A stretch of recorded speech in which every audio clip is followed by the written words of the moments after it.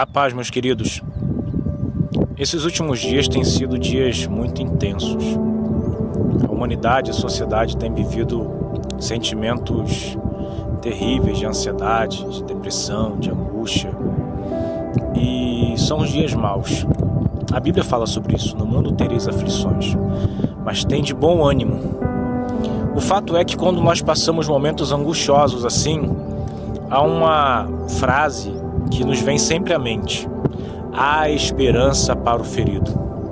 Mas será que é mesmo isso? Será que a Bíblia fala sobre isso? O texto, na verdade, que se refere a essa mensagem é lá de Jó, capítulo 14, verso 7, que diz: há esperança para a árvore cortada, que se for cortada, ainda se renovarão e não cessarão os seus renovos. É um texto que fala de árvore. E é interessante porque você e eu não somos essa árvore.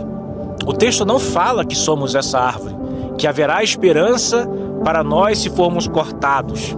O texto não está dizendo isso. Na verdade, o texto fala de uma árvore. É Jó olhando no momento de angústia, de muita angústia. E às vezes nós estamos assim, em meios a tormentas, tribulações, angústias. E olhamos ao nosso redor, olhamos para tudo que está à nossa volta.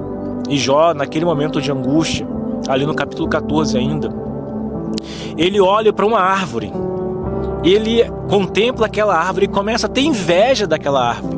Que ele começa a dizer: olha, se aquela árvore for cortada, se for cortada, ou seja, existe a possibilidade dela não ser cortada, e se aquela árvore cair, se o tronco envelhecer, ainda que ela venha merecer, ao cheiro das águas ela brotará, e não cessarão seus renovos. Não cessarão seus renovos. Veja que Jó estava tão angustiado, que ele começou a contemplar qualquer coisa e ter até inveja daquela árvore. Ele desejou ser como aquela árvore. Olha, Senhor, a árvore tem esperança, mas para mim não, se eu morrer acabou, né? É diferente, ela parece que tem uma vida melhor que a minha. E às vezes a gente fica assim, zapeando, arrastando para cima, como diz o povo, né? Olhando no Zap, no Instagram, no TikTok, nas redes sociais de um modo geral. E a gente fica olhando a vida de outros e olha como é que está bem, como é que estão bem, vivem bem. E eu estou aqui nessa prova, nessa angústia. E começamos a questionar Deus com isso. E o nosso coração se angustia ainda mais, porque não há respostas dali. As nossas respostas não virão daquele lugar. Oh, aleluia. Jó estava assim. E é interessante que no decorrer do texto ele ainda piora. Jó começa a desejar a morte. Ele fala assim: Senhor, quem me dera ser escondido na sepultura. Ninguém tira a vida porque quer morrer. Em geral, isso acontece porque a pessoa quer cessar a dor. A pessoa quer que aquela dor passe. E é uma dor silenciosa, angustiante, que muitas vezes a pessoa já deu sinais, já falou com amigos, mas ninguém consegue resolver sua causa. E aquela dor se angustia, se amplifica. E Jó pensa nessa situação de se esconder, né? se afugentar numa sepultura. Mas a palavra de Deus diz, em um texto que eu já falei aqui nesse canal, fala muito bem, no Salmo 46, verso 1, diz assim: Deus é o nosso refúgio e fortaleza, socorro bem presente na angústia. Ele é o nosso refúgio, Ele é a nossa saída, a nossa solução, a nossa resposta é o Senhor. Mas é interessante que Jó continua dizendo no texto que queria se esconder na sepultura após esse surto de inveja de uma árvore. E ele fala: Senhor, Tu mesmo é quem retira a esperança do homem. É o Senhor que retira a esperança do homem. Ele diz, porque tudo está na mão de Deus. O Senhor permitiu aquela situação e Jó começa a entender isso. Mas a sua angústia era tamanha que ele não conseguia vivenciar aquilo sem questionar, sem indagar, sem se preocupar. É interessante porque tudo existe um propósito, há um tempo determinado para todas as coisas. Eclesiastes 3, medite nisso. E Jó passa esse momento, passa essa angústia, passa esse momento tão terrível na sua história, que talvez nós não conseguiríamos passar algo tão semelhante, tão terrível como ele viveu. Mas aí há uma virada, há um agir do Senhor no tempo determinado. O Senhor no capítulo 42 começa a mostrar, já começa a mostrar em capítulos anteriores, mas no 42 já tem um vislumbre daquilo que Deus está fazendo e por que Deus está fazendo. E ele diz assim, em Jó 42, verso 2, bem sei eu,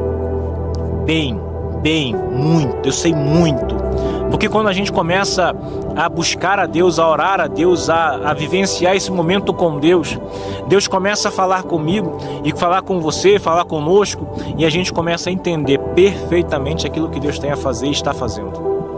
Bem sei eu. Esse conhecimento muitas vezes pode ser imediato para uns, mas pode ser gradual para outros. E nessa escola do Senhor é muito difícil a gente aprender a confiar. Tem uma brincadeira que eu faço com a minha filha de 10 anos, que é dela ficar de costa para mim e se jogar. Confiar de que eu vou segurá-la. E nos primeiros momentos ela olhava para trás, dava um passo para trás, não confiava muito, até que hoje ela se joga. Mas foi um processo de confiança. E dizer como Jó, bem sei eu, meu pai, bem sei eu que tudo podes, e nenhum dos teus pensamentos pode ser impedido. Jó declara isso. E ao declarar isso, ele começa a ter consciência daquilo que Deus está fazendo. E ao ter consciência daquilo que Deus está fazendo, Deus começa a agir na vida dele, começa a agir na vida dos amigos dele. E ele fala assim no verso 3, falei do que eu não entendia. Quantas vezes você já questionou o Senhor e disse coisas que não entendia, sobre coisas que Deus não entendia, que você não entendia o que Deus estava fazendo? Como a árvore, né? Questionando sobre a árvore. Amado, Deus tem para fazer algo muito maior e mais grandioso na tua vida, na tua história, na tua família. Entenda que Deus está agindo, há um porquê de tudo isso. Há uma escola, há um tempo de aprendizado, uma curva de aprendizado na tua vida, na tua história. Creia que o Senhor está fazendo. E aí ele fala, envergonhado fui, eu me abomino e me arrependo de tudo aquilo que falei, daquilo que questionei. Já começa a assumir e perceber que o problema não estava no outro, não estava na circunstância, não estava no tempo, mas estava nele, nas inquietudes dele, nas ansiedades dele, nos desejos dele. E ele fala, eu me envergonho, eu me abomino, eu abro mão. É como nós dizemos, né? Eu me rendo, mas como se render? Se render de fato é falar, Senhor, eu rendo, eu abro mão dos meus sonhos, eu abro mão das minhas convicções e me dedico a fazer e a entender aquilo que o Senhor tem para mim. Amado, quando isso acontece, nós começamos a vivenciar algo novo, algo extraordinário de Deus. Bem sei os pensamentos que penso de vós, pensamentos de paz e não de mal, para vos dar o fim que esperais. Meu amado, Deus tem algo maravilhoso para completar e fazer na sua vida. Não desanimes, não se preocupes.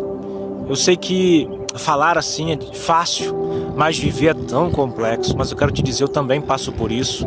Todos nós passamos por momentos complexos, difíceis, e muitas vezes é muito difícil entender. E é muito difícil achar alguém que nos entenda também. Mas eu quero te dizer, Deus te entende. Deus te compreende. Eu gostaria muito que você, ao finalizar esse vídeo, você fosse ter um momento com Deus de oração. Eu vim aqui para esse lugar para orar, para estar a sós com Deus, porque eu também quero e preciso ouvir a voz dele, para que eu possa dizer, bem sei eu que tudo tu podes. Meu amado, que Deus em Cristo vos abençoe, em nome de Jesus.